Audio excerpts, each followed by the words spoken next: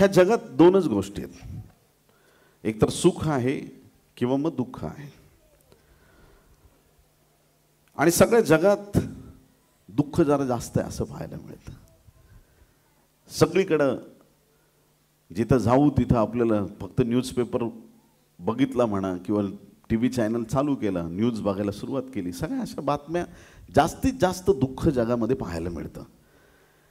आणि मनुष्य नेहमी प्रयत्नशील असतो की माझ्या जीवनात मला सुख कसं प्राप्त होईल. प्रत्येकाची सुखाची संकल्पना वेगळी आहे. दारुड्याला त्याचं सुख बाटलीमध्ये आहे. प्रत्येकाची सुखाची संकल्पना वेगळी आहे.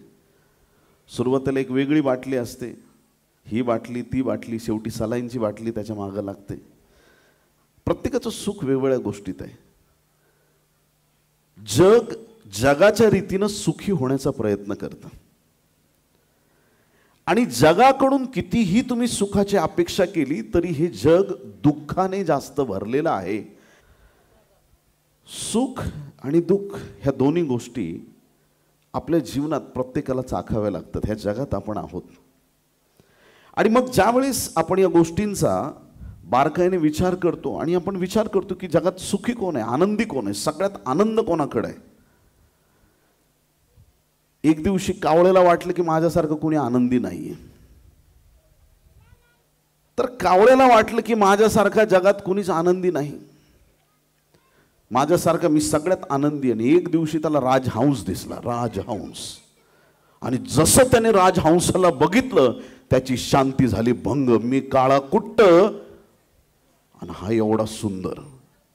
आज जगात जर कोणी आनंदी असेल तर सगळ्यात जास्त आनंदी हा राजहंस आहे. काय शुभ्र आहे, पांढरा शुभ्र राजहंस, याच्यासारखा कुणीच आनंदी नाही. तो भेटायला गेला राजहंसाला, कसलं सुंदर आहेस तू, जगातला सगळ्यात आनंदी तू आहेस.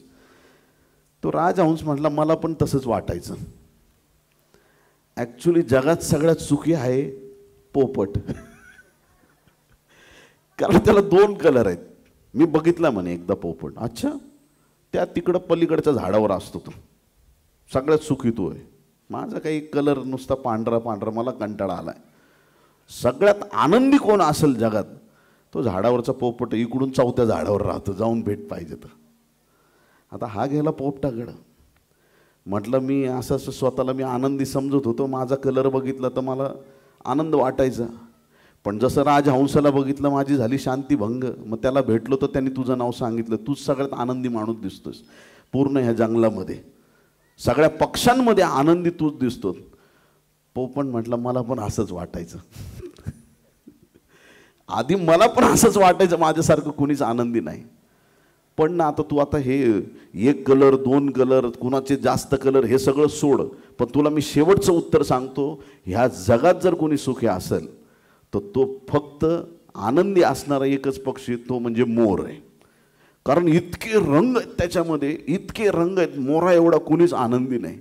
म्हणे अच्छा मला मोराला भेटावं लागेल. मग म्हणे कुठं आहे. इथून ना ते थोडं लांब जावं लागेल, तिथे एक प्राणी संग्रहालय, आणि त्या प्राणी संग्रहालयात तुला मोर तिथं ठेवलेला दिसेल. तुला भेटायचं तर तिकडं जाऊन भेट, मला माहिती आहे, मी पाहिलं त्याला तिथं.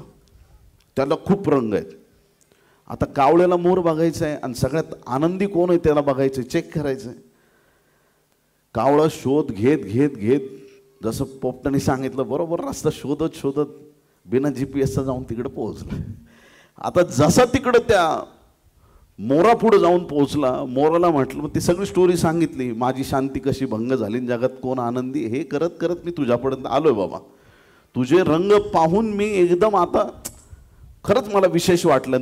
मोरा तुझ्या एवढं जगात कुणीच आनंदी नसेल. मोर म्हटलं वेडा आहेस तू.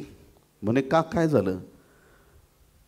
म्हणे मला विचार कोण सगळ्यात आनंदी आहे. तर मोरांना त्यांनी विचारलं सांग कोण आनंदी आहे सगळ्यात. म्हणे तू. सगळ्यात आनंदी कोण. तू. कावळा सगळ्यात आनंदी आहे. म्हणे कसं काय. म्हणे तुला कोणीच पिंजऱ्यात टाकत नाही. जर मी बाहेर असतो तर मी पण सगळीकडे भरारी मारली असती. मी एवढा सुंदर आहे म्हणून मला पिंजऱ्यात डांबलंय. ह्या जगामध्ये लोक स्वतःच्या दुःखाने कमी दुःखी आहेत. जगाकडे पाहिल्यानंतर मनुष्याला जास्त दुःख जाणवतं. जगाकडे पाहिल्यानंतर एखाद्याची उन्नती पाहून एकाच्या जीवनात जर आशीर्वाद पाहिले तर बऱ्याच लोकांची शांती भंग होते. मग आज आम्ही त्या सगळ्या जगिक गोष्टींच्या विचारातून आज बाहेर येऊया आणि एक गोष्ट आज पक्की समजूया की खरं सुख कुठून आहे, खरा आनंद कुठून आहे. तो आनंद आज शोधण्याचा या वचनाच्या दरम्यान आपण प्रयत्न करूया. आनंद शोधत असताना पवित्र शास्त्रामध्ये अनेक गोष्टी या आनंदाबद्दल लिहिलेल्या आहेत. जगात दुःख आहे, पण ज्यावेळेस देवाचे लोक स्वर्ग राज्यामध्ये जाऊन पोहोचतात, ज्या वेळेस म्हणजे प्रकटीकरणाच्या पुस्तकामध्ये विश्वासणाऱ्यांचं तारण पूर्ण होऊन ज्या वेळेस योहानाने स्वर्गामध्ये देवाच्या लोकांबद्दलच्या गोष्टी पाहिल्या, त्यावेळेस एक अभिवचन त्याला मिळालंय. ते आपण वाचणार आहेत. प्रकटीकरण 21वा अध्याय 4थं वचन, रिव्हिलेशन 21 वर्स 4. प्रकटीकरण 21:4, नंतर प्रकटीकरण 7, 16, 17 पण वाचणार आहेत आपण. ऐका. प्रकटीकरण 21वा अध्याय 4थं वचन सांगतं, तो त्यांच्या डोळ्यांचे सर्व अश्रू पुसून टाकील. तो म्हणजे कोण? आमचा येशू, आमचा परमेश्वर. त्यांच्या डोळ्याचे सर्व अश्रू पुसून टाकील. यापुढे मरण नाही, शोक, रडणे व कष्ट नाहीत, कारण पहिल्या गोष्टी होऊन गेल्या. त्याच प्रकारे प्रकटीकरण याचा 7वा अध्याय आणि 16 आणि 17 वचनात बायबल सांगतं, ते ह्यापुढे भुकेले असे होणार नाहीत व तहानेलेही होणार नाहीत. त्यांना सूर्य किंवा कोणतीही उष्णता बाधणार नाही, कारण राजासनापुढे मध्यभागी असलेला कोकरा त्यांचा मेंढपाळ होईल व तो त्यांना जीवनाच्या पाण्याच्या झऱ्याजवळ नेईल आणि देव त्यांच्या डोळ्याचे सर्व अश्रू पुसून टाकेल. किती लोक आमेन म्हणणार आहेत? हालेलुया. या जगात असताना तुम्हाला दुःख आहे, या जगात असताना तुम्हाला कष्ट पाहावे लागतील, या जगात असताना तुम्हाला अश्रू ढाळावे लागतील, या जगात असताना तुम्ही दुःखाने व्याकुळ व्हाल, पण स्वर्गात बसलेला परमेश्वर अभिवचन देत आहे की तो तुमच्या डोळ्याचे अश्रू पुसणारा देव आहे. तो तुमचं दुःख आनंदात बदलणारा परमेश्वर आहे. ह्या जगातलं दुःख, त्या दुःखाला एक दिवशी पूर्ण विराम लागेल आणि तुमच्या सर्व दुःखातून परमेश्वर बाहेर काढणार. हे परमेश्वराचं प्रत्येकाला अभिवचन आहे. देवाच्या प्रिय लोकांनो, आज आम्ही त्या प्रभूच्या सामर्थ्यवान हातावरती आम्ही विश्वास ठेवला पाहिजे. त्याचा बाहू एवढा सामर्थ्यवान आहे की तो आमचे अश्रू पुसणारा परमेश्वर आहे. आमच्या जीवनातलं दुःख दूर करणारा परमेश्वर आहे. ज्यावेळेस संत पौल त्याच्या दुःखाच्या दिवसामधून जात होता, संत पौल ज्या वेळेस कारागृहामध्ये होता, ज्यावेळेस तो चांगलं काम करत असताना त्याला बंदीगृहात टाकण्यात आलं आणि त्या ठिकाणातून त्याने फिलिपीच्या मंडळीला पत्र लिहिलं आणि फिलिपीकरास पत्र याचा 4था अध्याय आणि 4थ्या वचनामध्ये संत पौल या ठिकाणी म्हणतो, प्रभूमध्ये सर्वदा, फक्त रविवारी, प्रभूमध्ये रविवारी आनंद करा नाही. फक्त हे आता आपलं काल गुड फ्रायडे झाला आणि फक्त गुड फ्रायडे, ईस्टर संडे, नाताळाला आनंद करा असं सांगितलंय. प्रभूमध्ये थोडा मोठा आवाज येईल का तुमचा? प्रभूमध्ये सर्वदा शब्दाचा अर्थ काय? कोण सांगणार मला? सर्वदा म्हणजे नेहमीच, रोज, सकाळी, दुपारी, संध्याकाळी, जानेवारी, फेब्रुवारी, डिसेंबर पर्यंत 24 तास, 7ही दिवस आठवड्याचे कधीही तुमच्याकडे लोकांनी पाहिलं तर तुमच्या जीवनात देवाचा आनंद दिसला पाहिजे, तुमच्या चेहऱ्यावरती देवाचं तेज दिसलं पाहिजे. तुमच्या दुःखातही तुम्हाला हसण्याची शक्ती तुमच्या देवबापाने दिलेली आहे. तुमच्या प्रत्येक संकटांना पार करून जाण्याची हिम्मत परमेश्वराने तुम्हाला दिलेली आहे आणि तो म्हणत आहे की प्रभूमध्ये सर्वदा आनंद करा, प्रभूमध्ये सर्वदा आनंद करा. खिशे भरलेले असले तर सगळे आनंद करतात. बोलो येशू मसीह की.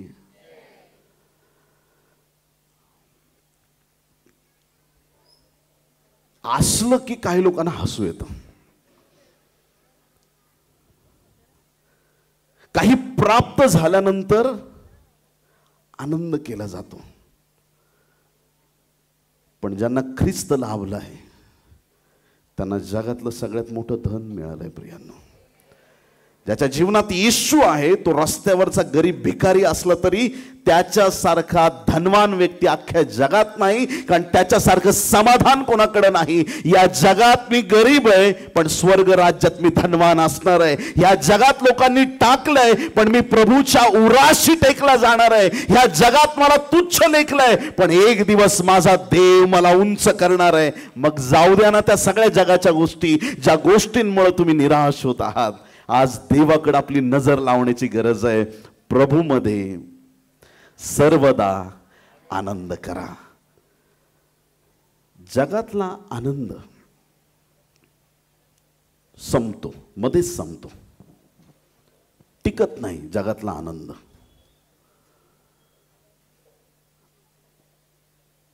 कुठलीही नवीन गोष्ट तुम्ही घेतली, कुठली काहीही असो, ज्या गोष्टीसाठी तुम्ही खूप वर्ष वाट बघताय ती गोष्ट तुम्ही विकत घेतली, तुम्हाला ती मिळाली, तुम्हाला त्या दिवशी खूप आनंद होतो. माझ्याकडे नव्हतं, मला मिळालं. जशी ती गोष्ट जुनी व्हायला लागते आणि आपल्यापेक्षा चांगल्या गोष्टी लोकांकडे दिसतात त्यावेळेस ह्या गोष्टीचा आनंद संपतो. तुमच्याकडे असलेल्या गोष्टी तुम्हाला कमी वाटू लागतात त्यावेळेस ती शांती भंग होते आणि माणूस डिस्टर्ब होतो की मला का नाही मिळत आहे. मग तो खरा आनंद आमच्या जीवनातून निघून जातो. कशाने निघून जाऊ शकतो? ज्यांची नजर जगिक गोष्टींकडे जास्त लागली त्यांची शांती लवकर भंग होते आणि ज्यांची नजर येशूकडे लागलेली आहे त्यांची शांती भंग करण्याची ताकद या जगात नाहीये. कोणाला काही मिळो त्यांना फरक पडत नाही. त्यांना माहित आहे मला जे द्यायचंय तो माझा परमेश्वर मी झोपेत असलो तरी मला पुरवणार आहे. माझे आशीर्वाद माझ्याकडे चालून येतील, मी आशीर्वादांकडे जाणार नाही. माझा देव त्याला काळजी आहे, माझा परमेश्वर मला पाहतोय आणि तो माझ्या गरजा पूर्ण करणारा देव आहे. त्याला भीती वाटत नाही, तो समाधानी असतो आणि त्याच्याकडे भरभरून देव आशीर्वाद देतो. बोलो येशू मसीह की हालेलुया. देवाच्या प्रिय लोकांनो, हा खरा आनंद हा फक्त परमेश्वराच्या सानिध्यात मिळतो. प्रियांनो, हा जगात तुम्हाला कुठेही कुठल्याही गोष्टीत तुम्हाला तो मिळणार नाही. कुठल्याही जगिक गोष्टीमध्ये तुम्हाला तो आनंद मिळणार नाही जो आनंद परमेश्वराच्या उपस्थितीमध्ये आहे. बायबलचं वचन आपल्याला सांगतं त्याच्या सानिध्यात काय. स्तोत्रसंहिता 16वा अध्याय 11 वचन, स्तोत्र 16 आणि 11. जीवनाचा मार्ग तू मला दाखवशील, तुझ्या सानिध्यात पूर्ण आनंद आहे, तुझ्या उजव्या हातात सौख्य सदोदित आहेत. तुझ्या सानिध्यात पूर्ण आनंद आहे, पूर्ण आनंद, 100% आनंद. जो आनंद कशाने डिस्टर्ब होणार नाही, जो आनंद कधी आमच्या जीवनातून निघून जाणार नाही, तो आनंद, तो पूर्ण खरा आनंद आमच्या प्रभूच्या सानिध्यामध्ये आहे. देवाच्या प्रिय लोकांनो, रोमकरास पत्र 15वा अध्याय आणि 13व्या वचनात बायबल सांगतं, आता आशेचा देव विश्वास ठेवण्यामुळे तुम्हाला संपूर्ण आनंदाने व शांतीने भरो, आशा करता की तुम्हाला पवित्र आत्म्याच्या सामर्थ्याने विपुल आशा प्राप्त व्हावी. देवाचं वचन आहे की या ठिकाणी अभिवचन दिलं जात आहे की तुम्हाला ती पूर्णता, ती आनंदाची पूर्णता तुम्हाला प्राप्त व्हावी. आज तो आनंद आम्ही परमेश्वराकडून आमच्या जीवनात प्राप्त करणं फार गरजेचं आहे. आम्ही दिवसभर वेगवेगळ्या विचारांमध्ये असतो, आयुष्यभर वेगवेगळ्या विचारांमध्ये आम्ही गुरफटलेलो असतो.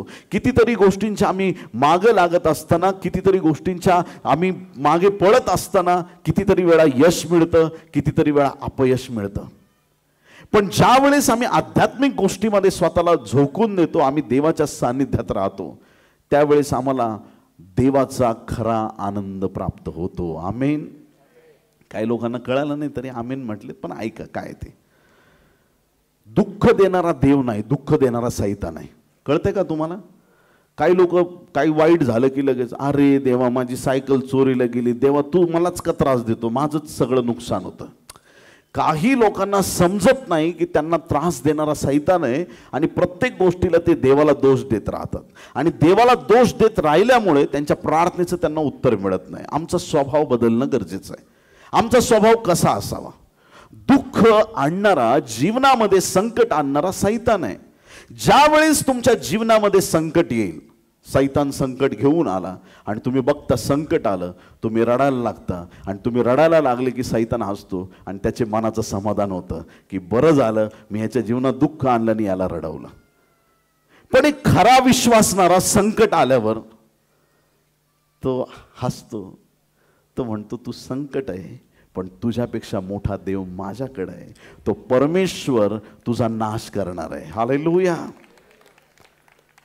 तुमचं प्रत्येक संकट तुमच्या जीवनापासून दूर पळून जाईल जर तुम्ही देवावरती विश्वास ठेवाल, जर तुम्ही प्रभूच्या सानिध्यामध्ये टिकून राहाल. संकट जगातल्या लोकांकडे पण येतात आणि त्या संकटांमध्ये अनेकांचा शेवट होऊन जातो, पण ज्या वेळेस विश्वासणाऱ्यांकडे संकट येतात त्या संकटांचा शेवट होतो प्रियांनो, आणि विश्वासणारे लोक स्थिर आणि खंबीर उभे राहतात. परमेश्वर तुमचं दुःख आनंदात बदलणारा देव आहे. हालेलुया. तुमचं दुःख तो आनंदात बदलणारा देव आहे. तो खरा पूर्ण आनंद प्रभूच्या सानिध्यात आहे. तो आनंद पैशाने मिळत नाही प्रियांनो, तो आनंद जगिक गोष्टींकडून मिळत नाही. तो आनंद प्राप्त करण्यासाठी आम्हाला प्रभूच्या सानिध्यात टिकून राहणं गरजेचं आहे. प्रत्येक परिस्थितीमध्ये आम्ही देवाचं गौरव केलं पाहिजे. संकट आले, अडचणी आल्या की त्या अडचणीत कोण कसं वागतं याला फार महत्त्व आहे. संकटात आम्ही कसं वागतो ह्याला फार महत्त्व आहे. ज्यावेळेस शद्रक, मेशक आणि अबेदनगोवरती संकट आलं, सैतानाला नमन करायला लावलं त्यांना आणि ते तिघही म्हटले की आम्ही करणार नाही. आणि मग त्या तिघांना राजाने हुकूम केला, अग्नीची भट्टी करा गरम, अजून 7 पट ती भट्टी तप्त केली. आणि मग जे लोक त्यांना उचलून घेऊन गेले, त्यांना उचलून त्या भट्टीत जसं टाकलं, टाकणारे लोक होरपळून मेले. आणि देवाच्या प्रिय लोकांनो, शद्रक, मेशक आणि अबेदनगो यांना अग्नीच्या भट्टीत टाकलं. त्यांनी अग्नीच्या भट्टीत जाण्याच्या आधी एक कन्फेशन त्यांनी केलं होतं, आमचा देव आम्हाला वाचवण्यासाठी समर्थ आहे. हालेलुया. आमचा देव आम्हाला सोडवण्यासाठी सामर्थ्यवान आहे. त्यांच्या या शब्दाची दखल स्वर्गाने घेतली, त्यांच्या शब्दाची, त्यांच्या विश्वासाची दखल त्यांच्या देवाने घेतली. आणि ज्यावेळेस ते तिघ अग्नीमध्ये पडले, राजाने आतमध्ये बघितलं, टाकलं किती लोकांना होतं? तिघांना. पण त्यांना 4 लोक आतमध्ये दिसत होते. तो चौथा पुरुष तुमच्या बरोबर आजही आहे. तो येशू आजही त्याच्या भक्तांबरोबर आहे, त्याच्या लेकरांबरोबर आहे. देवाच्या प्रिय लोकांनो, तप्त अग्नीच्या भट्टीतून शद्रक, मेशक आणि अबेदनगो यांची सुटका झाली आणि परमेश्वराने अद्भुत काम केलं. देवाच्या प्रिय लोकांनो, संकटात आम्ही कशा रीतीनं वागतो, संकटात आम्ही स्थिर टिकून राहणं, ह्यामध्ये देवाचं फार मोठं गौरव आहे. आमच्या अडचणीच्या दिवसात आम्ही देवाला हाक मारावी आणि मग त्याद्वारे देवाचं फार मोठं गौरव होतं. हालेलुया. ऑलरेडी देवाने त्याचा विजय आम्हाला दिलेला आहे. किती लोक आमेन म्हणतील? असं रडत बसायचं नाही, देवा मला विजयी कर, देवा मला आशीर्वाद दे. आधीच तुम्ही आशीर्वादित आहात. ज्याला येशू मिळाला त्याला स्वर्गाचे आशीर्वाद मिळाले. तुमचा विश्वास आहे? किती मिळाले आशीर्वाद? 100% मिळाले. किती? 90-95% नाही, 50% नाही, 100%. जर देवाने तुम्हाला आशीर्वादित केलेला आहे, जर देवाची कृपा तुमच्या आणि माझ्या जीवनावरती आहे, तर आमच्या जीवनामध्ये आम्ही टिकून राहणं गरजेचं आहे. देवाच्या सानिध्यात आम्ही पक्क उभं राहणं गरजेचं आहे. आमच्या जीवनाकडून देवाचं गौरव होणं फार गरजेचं आहे. आमच्या प्रत्येक परिस्थितीमध्ये आम्ही प्रभूमध्ये आनंदी राहणं गरजेचं आहे. प्रभूमध्ये आम्ही टिकून राहणं गरजेचं आहे. प्रभूच्या सानिध्यात आम्ही विश्वासात अगदी टिकून उभं राहणं गरजेचं आहे. त्याच्यामध्येच देवाचं गौरव होणार आहे. प्रियांनो, एक दिवस शिष्यांनी खूप आनंद केला. का? कारण की ना त्यांच्या प्रार्थनेने भूतं निघून जायचे, चिन्ह चमत्कार घडायचे. आणि येशू ख्रिस्ताने त्यांना सांगितलं, लूक 10 अध्याय 20 वचन, तथापि भूते तुम्हाला वश होतात ह्याचा आनंद मानू नका, तर तुमची नावे स्वर्गात लिहिलेली आहेत, याचा आनंद माना. आमेन. कुठं नावं लिहिली आहेत? स्वर्गात जीवनी पुस्तकामध्ये आमची नावं लिहिण्यात आलेली आहेत. हा आमच्यासाठी खरा आणि मोठा आनंद आहे. देवाच्या राज्यामध्ये आम्हाला स्थान मिळालेलं आहे. प्रभूच्या राज्यात आमची नावं लिहिण्यात आलेली आहेत. ह्याच्यासारखा मोठा आनंद आम्हाला काही नाही प्रियांनो. प्रभूच्या सानिध्यात खरा आनंद आहे. हालेलुया. प्रभू आमचं दुःख आनंदात बदलणारा आहे. बरं, काही लोकांची अशी संकल्पना आहे की आम्हाला आनंद स्वर्गात मिळणार. माणूस गेला स्वर्गात तो आनंद होणार, ह्या जगात आनंद मिळणार नाही. माझा एक साधा सोपा प्रश्न आहे तुम्हाला. स्वर्गात कोण आहे? कोण आहे? परमेश्वर आहे स्वर्गात. आहे की नाही?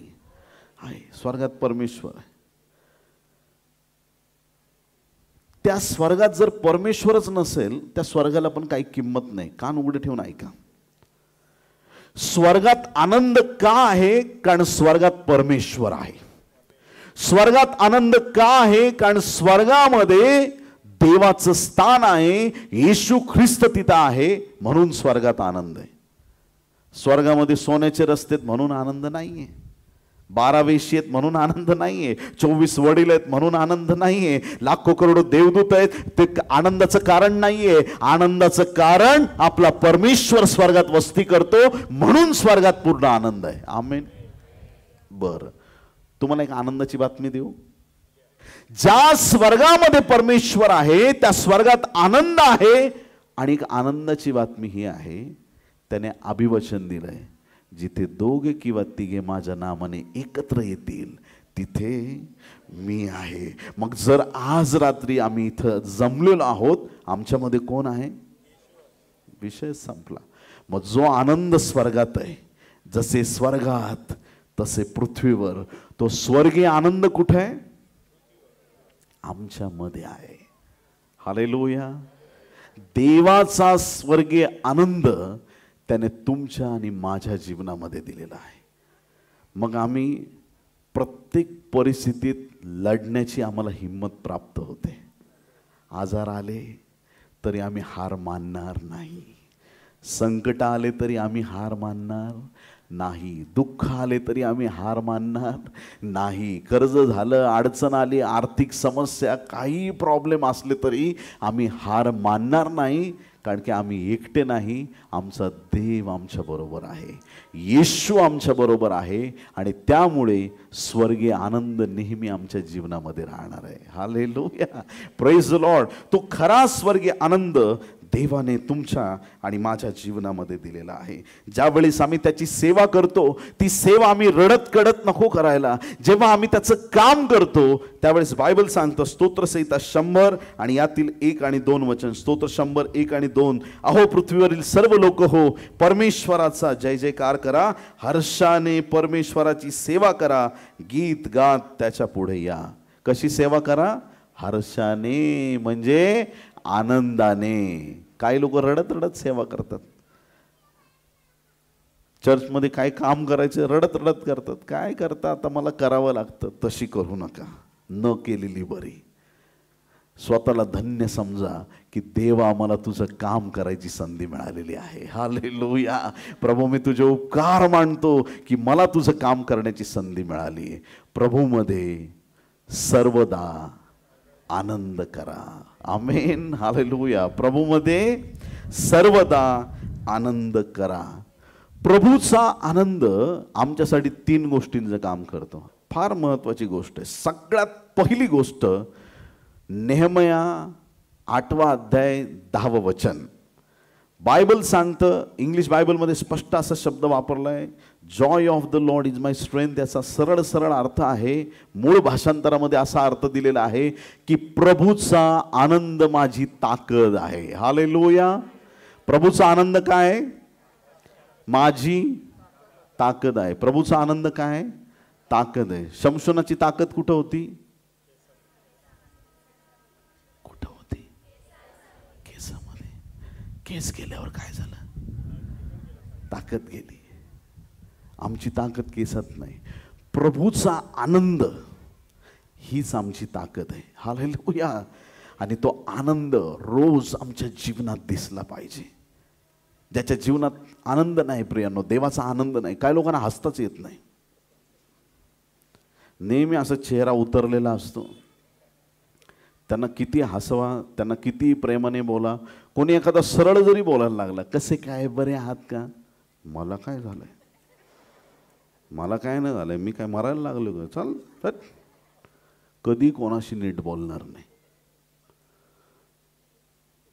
कधीच नाही, कोणाशी सरळ बोलत नाही. देवाचा आनंदच माहीत नाही. देवाच्या प्रिय लोकांनो, तो आनंद आमच्या जीवनात दिसला पाहिजे. सैतान कन्फ्यूज झाला पाहिजे आज नंतर तुमच्याकडे बघून. ह्याला संकट दिले तरी हा संकटात हसतोय, याला आजार आणले, याच्या जीवनात किती प्रॉब्लेम आणले, पण ह्याने हिम्मत सोडली नाही. सैतान खाली मान घालून निघून जाईल. सैतानाची हार तुमच्या जीवनात होईल, कारण संकटात तुम्ही टिकून राहिलात आणि तुम्ही विश्वास ठेवला की हे माझं दुःख माझा प्रभू बदलणार आहे, माझं संकट माझा प्रभू दूर करणार आहे. मी संकटाकडे नाही पाहणार, मी माझ्या देवाकडे पाहणार. Hallelujah, praise Lord. पेत्राने कुठं बघितलं? वादळाकडे बघितलं. येशूकडे बघत होता तोपर्यंत किती छान चाललं होतं, आणि कुठं चालत होता? क्या बात आहे. येशू पाण्यावर चालला, देवाचा पुत्र आहे, ओके. समुद्रात तो येशू चालत चालत पाण्यावरून चालला. शिष्य 12च्या बाजूला मचव्यात बसलेत, घाबरले, भूत भूत भूत ओरडायला लागले. येशूने म्हटलं, भूत नाही रे, मी आहे. येशूने काय म्हटलं? मी आहे. आता सगळे बिचारे 11 बाकीचे गप्प बसले. हा प्रभू आहे, प्रभू चालतो पाण्यावर, प्रभू धन्यवाद. पेत्राला काही शांत बसवेना. प्रभू तू आहेस तर मला पण येण्याची आज्ञा कर, मला पण तुझ्याकडे पाण्यावर यायचं.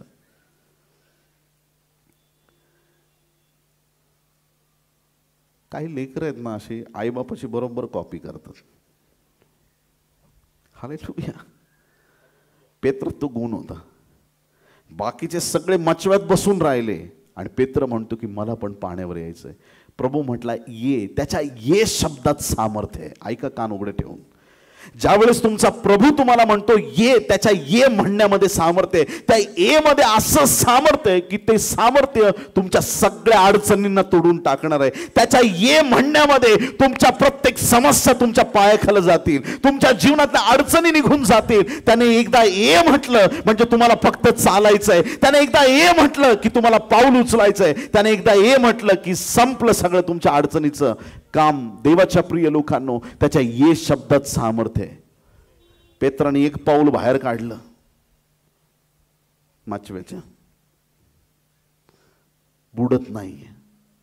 दुसरं पण पाऊल त्यांनी बाहेर काढलं, बुडत नाहीये. सगळे शिष्य थक्क झाले.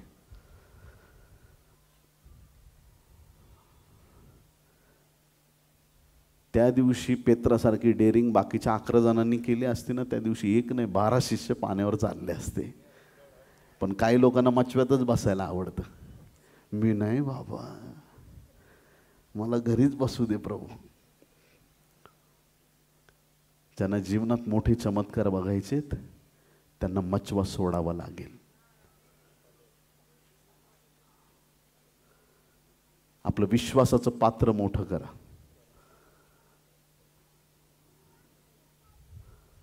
आपला विश्वास वाढवा. ज्या गोष्टी तुम्ही कधी केल्या नसतील त्या गोष्टी करण्याचं धाडस देवाकडे मागा, परमेश्वर तुम्हाला शक्ती देईल. पेत्र पाण्यावर चालू लागला.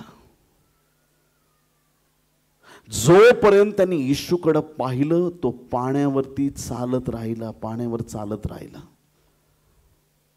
सैतानाने कदाचित कानात हळूच सांगितलं असेल, येशूकडे काय का बघतोयस, जरा वादळाकडे पण बघ. आणि जसं त्याची नजर वादळाकडे गेली, नजर हाटी,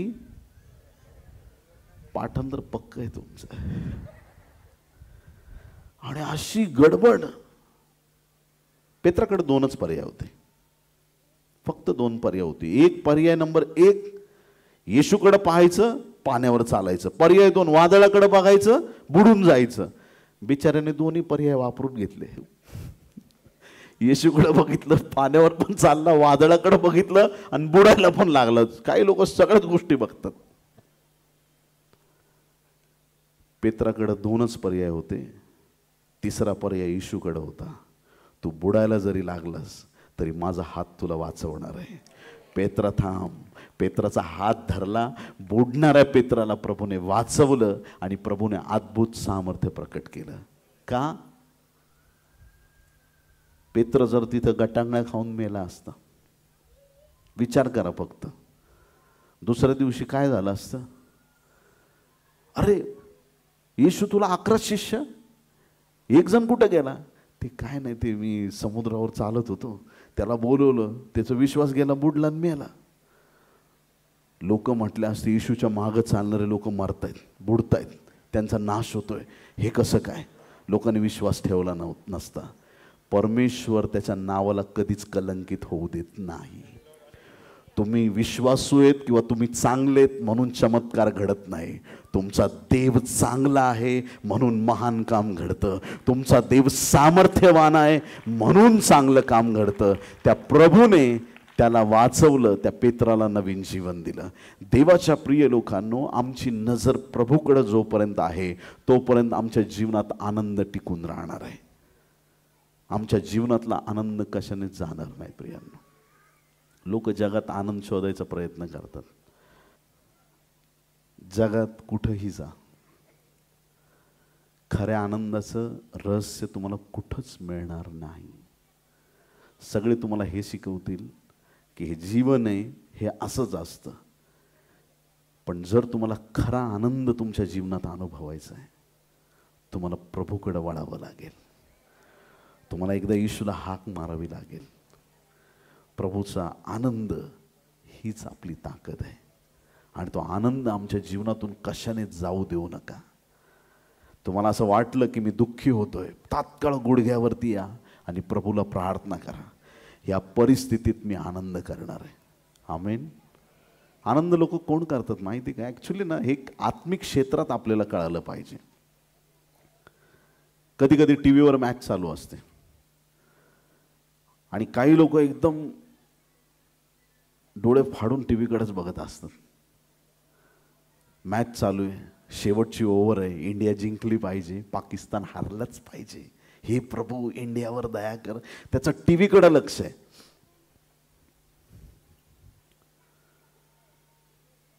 लहान मुलगा येतो, म्हणतो डॅडी कार्टून लावा ना. ए बाबा तू बाजूला हो, मार खाशील, बाजूला मला बघू दे. मिसेस येते, म्हणते थोडं मला सिरियल बघायचे. नाही तू थांब, मला एवढी मॅच बघू दे, शेवटची ओव्हर आहे, इंडियाचं काय होतंय मला बघायचं आहे. जीव असा मुठीत घेऊन बसतोय एकदम. एकच बॉल आहे, 6 रन पाहिजे, देवा माझ्या भारताला जिंकू दे. आणि जे धोनी अशी बॅट फुरवतो, डायरेक्ट बाउंड्रीच्या बाहेर बॉल आणि डायरेक्ट भारत जिंकला. आनंद आनंद एकदम.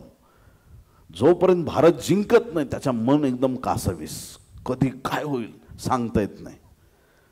दुसऱ्या दिवशी तीच मॅच परत टी व्हीवर दाखवतात, रिपीट टेलिकास्ट. कोणती मॅच? कालची. आता ती मॅच बघताना परत तीच ओव्हर चालू आहे. तो टेन्शनमध्ये येऊन बघतो का, अरे बापरे भारताचं काय होतंय माहीत नाही. तो रिलॅक्स सोफ्यावर बसेल, आनंदात असं शांत चित्ताने बघेल, कारण त्याला ऑलरेडी माहीत आहे भारत जिंकला आहे. ऐकता तुम्ही मी काय म्हणतोय? त्याला आधीच माहीत आहे की त्या भारत देशाला, आपल्या देशाला विजय मिळाला आहे आणि प्रतिस्पर्धी हारलेला आहे. ऑलरेडी ही मॅच जिंकली आहे, ह्याच्यात काय टेन्शन घ्यायचं आहे. असंच 2000 वर्षापूर्वी येशूने विजय प्राप्त केला आहे. आम्हाला घाबरायचं काय कारण आहे? आम्ही विजयी होणार आहोत असं मी म्हणत नाही, आम्ही आताच विजयी आहोत. आम्ही आधीच तो विजय प्राप्त केलेला आहे. यशा 53:5 मध्ये सांगितलेलं आहे, खरे पाहिले असता तो आमच्या अपराधांमुळे घायल झाला, आमच्या दुष्कर्मांमुळे ठेचला गेला, आम्हा शांती देणारी अशी शिक्षा त्याच झाली आणि त्याच बसलेल्या फटक्यांनी आम्हाला आरोग्य प्राप्त होणार आहे. नाही ऑलरेडी आपण बरे झालो आहोत.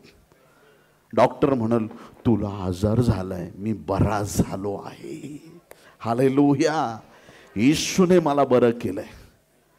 सगळ्यात पहिली महत्वाची गोष्ट, प्रभूचा आनंद आमची ताकद आहे.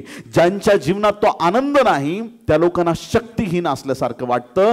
ती ताकद प्रभूच्या आनंदामधली नेहमी आमच्या जीवनात दिसली पाहिजे.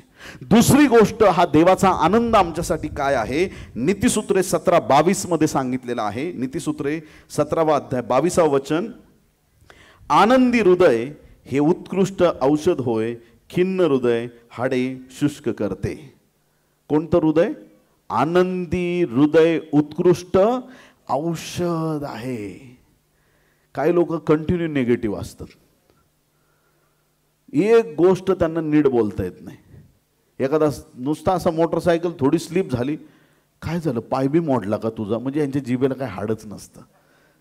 मला वाटलं काय डोकं बिकं फुटलं की काय तुझं, मला वाटलं की काय तुझं वाईट झालं की काय. एखादा मुलगा लेट झाला कामावरून यायला, मला वाटलं काय झालं की काय. एखाद्या मुलीला उशीर झाला, मला वाटलं तू पडली की काय, तुला काय लागलं की काय. असं काहीतरी कंटिन्यू नेगेटिव्ह बोलणारे काही लोक असतात. कसं काय त्यांच्या जीवनात चांगलं होणार आहे? चांगलं असताना काही लोकांना वाईट बोलायची सवय असते, पण धन्य आहेत ते लोक वाईट असताना पण चांगलं बोलत राहतात. त्यांच्या जीवनातले आशीर्वाद थांबणार नाहीत. त्यांच्या जीवनामध्ये देवाचा आनंद येत राहील. आनंदी हृदय सर्वोत्कृष्ट औषध आहे. कितीतरी लोकांना आजार त्यांच्या स्वभावामुळे लागलेले. चिडचिड चिडचिड चिडचिड, ब्लड प्रेशर शूट झालं तरी चिड काही जात नाही. बीपीची गोळी, ह्याची गोळी, हे ते, आणि तेच आनंदी राहिलं तर का त्रास होतील. बरेचसे आजार स्वभावामुळे लागलेत. खिन्न हृदय हाडं आजारी पाडून टाकणार, शुष्क पाडणार त्यांना. आनंदी हृदय आमच्यासाठी औषध आहे. आनंद, देवाचा आनंद आमची ताकद आहे. पहिली गोष्ट, हा आनंद आमच्यासाठी औषध आहे, आम्हाला आरोग्य देणारा आहे. आणि तिसरी महत्वाची गोष्ट, गलती 5वा अध्याय 22 आणि 23 वचनात आत्म्याची 9 फळं आहेत. त्याच्यापैकी एक फळ आनंद आहे. देवाच्या प्रिय लोकांनो, आत्म्याचं फळ आनंद आहे. 9 फळांपैकी आत्म्याचं एक फळ आनंद आहे. याचा अर्थ ज्यांना प्रभूचा आत्मा मिळालेला आहे त्यांच्यामध्ये त्या आत्म्याच्या द्वारे स्वर्गीय आनंद असतो. हालेलुया. प्रभूचा आनंद आमची ताकद आहे. तो आनंद आमच्यासाठी औषधासारखा आहे. आणि तिसरी महत्वाची गोष्ट की हे एक आत्म्याचं फळ आहे. ज्याला पवित्र आत्मा आहे तो व्यक्ती आनंद घेऊन येणारा असणार आहे. एखादा कोणी संकटात सापडला, त्याला अजून घाबरून बिचाराला नाराज करू नका. बाई इथं काय सुचलंय, असंच कॅन्सर आमच्या शेजारच्या माणसाला झाला होता. ती म्हणते काय नाही, पीठ लागलंय. हा का, अच्छा अच्छा, गेलं गेलं गेलं. काही ताळमेळ नसतो बोलण्याचा. फक्त लोकांचं वाईट व्हावं, माझं चांगलं व्हावं. आणि ह्या लोकांचं लई वाईट होतं. ऐकताय तुम्ही चर्च? हालेलुया. प्रार्थना करणारे लोक कोण आहेत? तुम्ही म्हणता मी प्रार्थना करणार आहे. कोण आहेत आपण? अरे स्वतःची दुःख बाजूला सारून जगाचं कल्याण व्हावं म्हणून जे प्रार्थना करतात ते लोक आपण आहोत.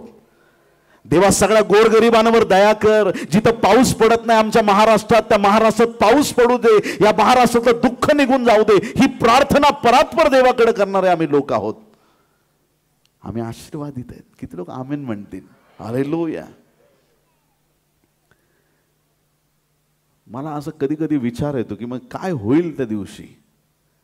प्रभू येईल आणि मंडळीला घेऊन जाईल. काय दिवस असेल तो. जग सगळं बेचव होऊन जाईल. कारण आपण जगाचं मीठ आहेत. आपल्यामुळं चव आहे. प्रार्थना करणारे धार्मिक सात्विक लोक, देवाचे लोक जगात आहेत म्हणून ह्या जगाला किंमत आहे, जगाला चव आहे. म्हणून तुमची किंमत ओळखा प्रियांनो. हालेलुया.